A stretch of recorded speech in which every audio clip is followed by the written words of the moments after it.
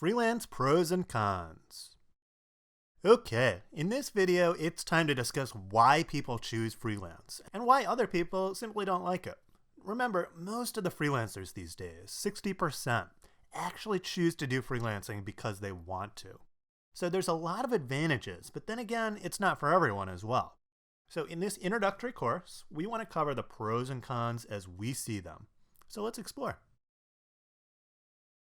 Okay, so along the left side, you'll see the pros, and along the right side, we'll see the cons. So let's start with the pros. Why is freelancing such a great thing? So the first reason is flexibility. The fact is, with freelancing, you can work anytime, anywhere, and for anyone. And this appeals to people who want more control over their career and their work. If you don't want the rigidity of your full-time employment, where you work in a specific office, on the same job all the time, you want something that's a bit more flexible around your own lifestyle, freelancing definitely offers it. The second is unlimited potential. So freelancing is a business, so your earning power, the size and scope is without bounds. This appeals to people that truly want to be paid for their performance, as the sky is the limit when your salary or rate is not fixed. The third is it's dynamic. So freelancing allows you to constantly change your work, so it rarely ever gets boring. Many people don't want to do the same thing every single day, so a dynamic work environment can be a big benefit for them. Next is that it really forces you to stay relevant.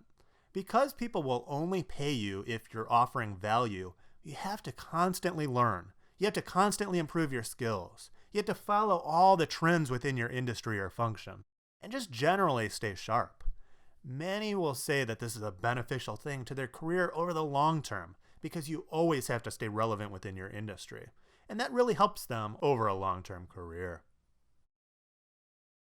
Finally, it's really embracing work of the future. So you're going to hear us at Reverse Tide say this a lot, but we truly believe that employment trends are making it more and more popular for freelancing versus regular employees. 34% are already doing it, and we expect that to grow every single year. So knowing how to freelance well now and establishing yourself in that work style now is helpful rather than being forced into it later. You're embracing the way work will be done in the future, and that's definitely an advantage to freelancing now. Okay, so those are some of the advantages. Now, everyone has other advantages as well, but those are some of the top ones that we see. But what are some of the disadvantages that people commonly cite? So the first is variable income. So in freelancing, you're only as good as your results in the sales that you make. If you don't sell work, or you aren't a good performer, your chances of repeat clients, of referrals, or of getting new jobs is a lot less.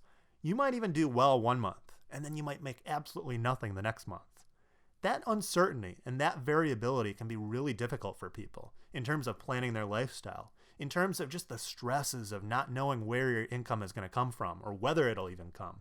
That can be stressful for a lot of people, so variable income, definitely a disadvantage. The second is loss of benefits. So when you're a freelancer, you rarely will get the benefits a normal employee might have. So things like health benefits, insurance, retirement accounts, and really some of the other employee benefits are off the table. And these are things you're going to need to take care of yourself. Usually employers pay a larger rate in order to offset this, but it is still your responsibility to get that larger rate and of course to take care of all these different things. Next is community. So many freelancers work outside the job site, so they might work from home or they might work off-site somewhere. Sometimes a benefit of regular employment is all the office camaraderie and making friends at work. Again, you're on your own in a freelance context, so that can be a disadvantage for many. People tend to miss a lot of the social benefits of a full-time job. Fourth is self-direction and motivation. Not everyone can handle making decisions in a business context. You have to motivate yourself and you have to set your own goals. You have to critique your own performance and you have to constantly figure out how to improve. Self-motivation and making every last decision can be difficult for a lot of people that are accustomed to an employer or your boss doing all these different things. And finally, change can be difficult. So freelancing has tons of change, from who you work for, to what sort of role you have. Location, skills, income, and much more change all the time. Some people love change, but consider that if you find a great job, it's always temporary. Some want continuity rather than the change that is common in freelancing.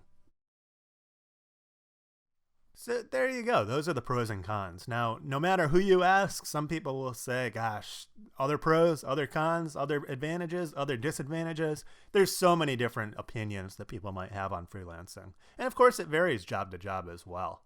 That being said, hopefully this gives you at least a little bit of perspective in terms of what freelancing is all about. What are the benefits? What are the costs that you might have by getting involved in it? And that'll help you make a little bit better decision about how you get involved, whether you get involved, and all that's entailed once you get started.